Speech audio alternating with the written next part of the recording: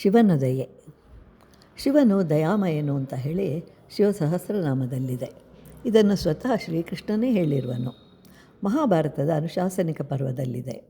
ಶ್ರೀಕೃಷ್ಣನು ಅರ್ಜುನನಿಗೆ ಹೇಳ್ತಾನೆ, ಆದರೆ ಮಿಕ್ಕ ಪಾಂಡವರು ಕೇಳಿಸ್ಕೊಳ್ತಾರೆ.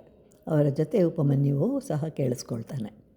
ಶಿವನು ಸಂಪತ್ತನ್ನು ಕೊಡುವನು, ದಯಾಮಯನು. ಎಷ್ಟು ದಯಾಮಯನು ಅಂತಂದರೆ ಭಕ್ತರಿಗೆ ಕೊಡಬೇಕೆಂದಾಗ ಬ್ರಹ್ಮನನ್ನು ಎದುರಿಸುವನು. ಅದೇ ರೀತಿಯಾಗಿ ಭಕ್ತರು ಬೇಕೆಂದಾಗ ಉಪಸಂಹಾರವನ್ನು ಮಾಡಿಕೊಳ್ಳುವನು. ಕೆಲವು ಸಲ ನಮ್ಮ ಮನಸ್ಸು ಬಲಹೀನವಾಗುತ್ತೆ.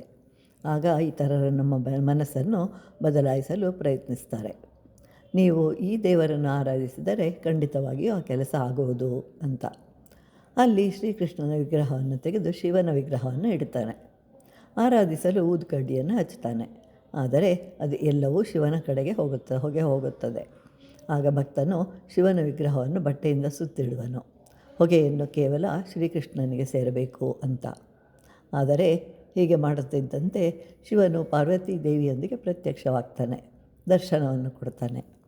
ಆಗ ಭಕ್ತನಿಗೆ ಆಶ್ಚರ್ಯವಾಗುತ್ತೆ. ಇದೇನು ಭಗವಂತ, ನಿನ್ನನ್ನು ಬಹಳ ಕಾಲ ಆರಾಧಿಸಿದಾಗಲೂ ಬರಲಿಲ್ಲ, ಈಗ ಬಂದಿರುವೆಯಲ್ಲ ಅಂತ ಕೇಳ್ತಾನೆ. ಆಗ ದೇವರು ಹೇಳ್ತಾರೆ, ಇಷ್ಟು ಕಾಲ ನೀನು ಕೊಟ್ಟಿದ್ದನ್ನು ಸ್ವೀಕರಿಸಿದೆ, ಆದರೆ ನೀನು ನಂಬಲಿಲ್ಲ, ಆದ್ದರಿಂದ ಬರಲಿಲ್ಲ. ಈಗ ನೀನು ನಂಬಿದೆ, ಆದ್ದರಿಂದಲೇ ದರ್ಶನ ಕೊಟ್ಟೆ ಅಂತ ಹೇಳ್ತಾನೆ. ಇದೇ ಭಕ್ತಿ.